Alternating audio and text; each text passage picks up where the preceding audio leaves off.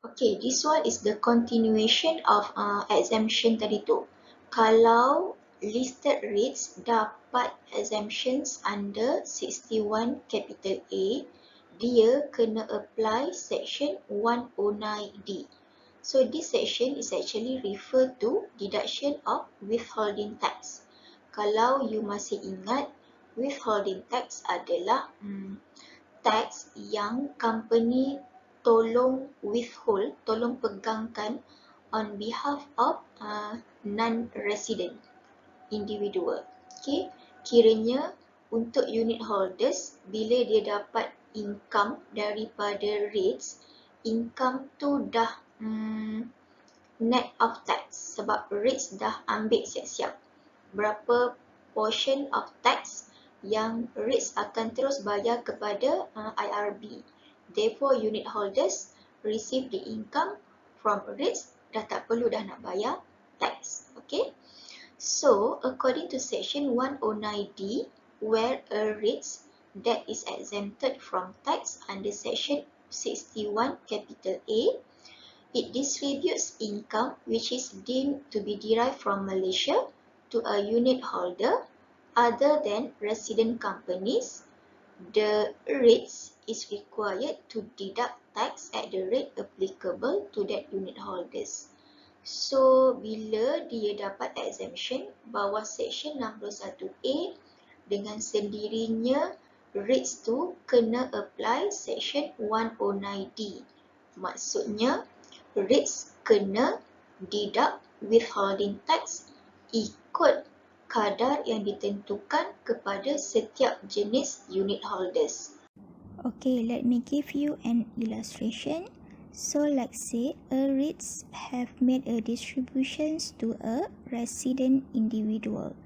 So, if this REITs is being exempted from paying tax under section 61A, these REITs need to apply section 109D, whereby it needs to deduct withholding tax of 10%. Okay, so dia nak kena pegang dulu 10% sebelum dia distribute income kepada resident individual unit holders tu. Another 90% akan diberikan kepada unit holders, dan lagi 10% yang dia withhold tadi tu, REITs akan tolong bayarkan kepada lembaga hasil. The treatment will be, the rate will be different kalau unit holders are non-resident company. We need to deduct 24%. So, unit holders yang 4 ke atas ni, sebab REITs dah tolak tax siap-siap bagi diorang, bila unit holders dapat income from REITs, there is no need for the unit holders to pay tax anymore.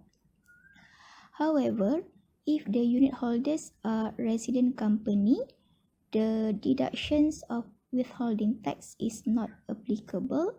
Maksudnya, REITs tak perlu deduct withholding tax kalau unit holders adalah resident company. The reason why, because when the resident companies receive income from REITs, that income is chargeable to tax at 24% full. Jadinya resident company tu sendiri yang akan bayar tax kepada IRB. Tak ada keperluan bagi REITs untuk withhold tax bagi pihak resident companies. Here in this slide, I summarize to you the tax implication.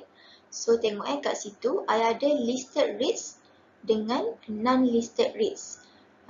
Just a revision, macam mana kita nak tahu yang REITs tu being listed in bursa or not. So ingat balik, kita belajar types of company dekat Malaysia. Kita ada company yang sendirian berhad and company yang berhad. So, kalau company yang listed in bursa, dia adalah public company, nama belakang dia berhad. Listed REITs, nama belakang dia maybe ABC berhad. Itu adalah listed. While yang tak listed, non-listed, it is referring to private company. Kita punya nama kat belakang tu Sendirian Berhad. So, clear perbezaan antara listed dengan non-listed. After this dah tak nak dah soalan macam mana nak tahu dia listed or not. Okay. Alright. So, kalau listed REITs, dia distribute 90% of its total income untuk tahun tu kepada unit holders. Therefore, dia entitled untuk dapat exemption, full exemption, tak payah bayar tax langsung. Tapi bila 61A apply, automatically 109D is also applicable, where REITs is required to deduct withholding tax at the rate applicable to unit holders. Ada satu lagi situation, dia listed juga, listed REITs. Tapi bila kira balik distribution made to unit holders in that particular YA is not enough or tak sampai pun 90%. Dah melepasi grace period of 2 months pun masih lagi tak cukup 90%. So, REITs tak dapat exemption. Bila dia tak dapat exemption under 61A, therefore tak perlulah dia untuk bertanggungjawab dengan section 109D. Dia tak perlu untuk tolak withholding tax. And the treatment is similar to non-listed REITs. Untuk non-listed REITs, regardless of how many percent you distribute the income for your unit holders, lebih 90% ke, tak lebih 90% ke, tapi in the first place, you are a non-listed REITs kan. REIT yang tidak disenaraikan di bursa sebagai public company, so dia tak boleh dapat exemption bawah 61A. Bila tak dapat exemption bawah 61A, tak payah apply section 109D. Next, we are going to look at the responsibility of REITs as required by section 109D. Apa yang REITs perlu buat seperti keperluan section 109D. So, dia stated that where a REIT distribute 90% or more of total income to unit holders, kiranya dia dah dapatlah pengecualian cukai untuk tahun tu, tapi pengecualian cukai tu comes together with some responsibility. First, tanggungjawab dia kena withhold tax, kena wajib tolak ataupun wajib ambil withholding tax at the rate applicable to unit holders. Tadi tu kita tengok kan, 10% of unit holders punya income lah, ambil 10%. Kecuali kalau unit holders tu adalah resident company. Dan kalau lepas dah tolak withholding tax tu, dia kena distribute the net income to unit holders. Ambil 10%, lagi 90% tu kena bagilah kepada unit holders. Jangan simpan pula. Lagi, tax deducted shall be paid to IRB within 1 month after distributing such income. So, 10% yang you ambil tadi tu, yang you withhold tadi tu, kena pergi bayar dekat lembaga hasil. Janganlah simpan untuk diri sendiri. Sebab sekarang ni tanggungjawab REITs adalah tolong collect tax bagi pihak unit holders, dan nama pun tolong. It is not yours. Kan 10% tu kena dihantar ataupun disubmit lah kepada IRB dalam tempoh masa sebulan selepas dah distribute income kepada unit holders. And tanggungjawab seterusnya, an account must be rendered to the tax authority. So kita kena ada hantar return lah, ada form yang kita kena isi untuk menyatakan kita dah deduct tax and we have paid the tax lah kepada tax authority. What happen if REITs fail to do so? Untuk orang-orang yang tak berjaya memenuhi tanggungjawab dia tadi tu kan, dia dah dapat exemption. Tapi dia tak buat apa yang Section 109D kata. So, it will impose a penalty of 10% of the unpaid tax. Tax yang you tak bayar tadi tu, withholding tax yang you tak bayar tadi tu, dia akan charge lagi 10% penalty. And second one, both the tax deducted and the penalty are debts due to government. So, dia jadi macam dah berhutang dengan kerajaan lah. Selagi you tak settlekan berapa amount of tax added with amount of penalty, you dikira sebagai orang yang berhutang dengan kerajaan. Next, kita nak tengok a bit the format for tax computation. So, kalau you tengok YA 2020, we're going to start with net profit before tax. Dia akan bagi dekat you income statement of a REIT. So, kita akan mulakan dengan net profit before tax.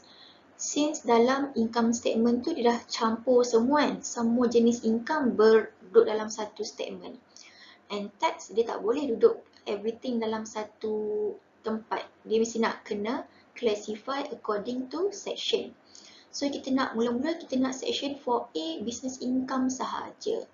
Jadi daripada net profit before tax, we're going to less non-business income. Income yang tak ada kaitan dengan business, kita akan tolak semua. So, for example, untuk REITs, dia punya business income adalah rental. Income yang rental je kita nak ambil. Yang lain macam interest, dividend, semua-semua tu kita akan tolak dulu. Tolak non-business income and we going to add non-allowable expenses. So, dalam income statement, you dah tolak expenses kan? Tapi dalam taxation, some expenses are not allowable. Therefore, bila you nak buat tax computation, expenses yang tak dibenarkan tolak tadi tu, non-allowable expenses, we're going to add back, tambah balik. Barulah kita dapat cari adjusted business income. Daripada sini, kalau ada CA, kita akan tolak to arrive at SBI, Statutory Business Income. Tu baru settle 4A. And since REITs ada juga income dalam bentuk source yang lain, macam tadi I bagi tahu, we have interest, kita ada juga dividend. So kita akan tambah balik, add other income, mungkin bawah section 4C atau 4D, bukan 4D lah, 4D dia tak ada. 4E, lepas tu you akan dapat aggregate income. And itulah juga akan jadi total income. Since company tak ada relief. Okay. Alright. So, bila dapat total income, what should we do next? Kita akan compare dengan distribution made to unit holders. Kalau melebihi 90% of total income being distributed to unit holders, so automatically chargeable income akan jadi nil ataupun zero. Sebab apa? Sebab Section 61A kata kalau REITs distribute 90% ataupun lebih daripada total income pada tahun tersebut, dia akan dikecualikan daripada tax. So, dengan sendirinya chargeable income akan dikira sebagai kosong. Tak perlu bayar tax untuk tahun tersebut. Next, we going to look at a bit about other income received by REITs. So first one, REITs might be receiving interest income. For REITs, any interest income received from any of these 7 yang I senaraikan dekat sini ni akan exempted from tax. So for example, question bagi tahu that these REITs receive an interest of 100,000 from bond simpanan Malaysia issued by Bank Negara Malaysia. So, since interest tu dia dapat daripada yang disenaraikan dekat slide ni, dengan sendirinya, you akan tulis dalam computation interest income exempted. What if REITs receive dividend income? Sama macam treatment kita so far sebelum-sebelum ni, dividen dekat Malaysia bermula 2008, we employ single tier dividend system. So kalau REITs receive dividend, that dividend is exempted. Next type of income, REITs dapat income yang specifically exempt. Contoh dia macam dia dapat interest daripada luar negara, foreign source income. So foreign source income dikira sebagai exempt income, therefore exempted lah dalam pengiraan dia kan. Expenses incurred in respect of exempt income will not be allowed deduction. So kalau income tu at the first place dah tak dikenakan tax, exempted from tax, expenses yang you incurred untuk dapatkan that income tak dibenarkan tolak. So let me put it into example. For example, dia REITs ni dapat interest from bank in Maldives. Dia invest kan dekat bank in Maldives. So in order to nak dapatkan that interest sebelum tu, dia kena buat some investment lah, dia kena bayar sikit. So dia bayar dekat broker like RM10,000 tu dikira sebagai expenses incurred in relating to get that interest from Maldives tadi tu. Okay, so cara kita nak trade dia, interest receive dekat bank daripada Maldives. Kalau you tengok dekat senarai yang dekat slide sebelah tadi tu, yang before this, tak tersenaraikan pun kan, sebab dia kata kena interest from bank yang berdaftar dengan bank negara semua, yang baru exempted. Sekarang dia dapat daripada Maldives. Tapi kita tahu kalau dapat income daripada luar negara, dia automatic exempted. Jadinya interest faedah yang you dapat daripada Maldives bank tu exempted. Dan kos bayar kepada broker RM10,000 tadi tu tak dibenarkan tolak, sebab memang spesifik dia kata expenses yang incurred in respect of exempt income is not allowable. So we have come to the end of this topic. Hopefully you can understand the concept and some tax treatment for REITs. For better understanding of this topic, you are encouraged to go through the next video, which I provide a guided illustration on how to do a full computation for real estate investment trust. Thank you.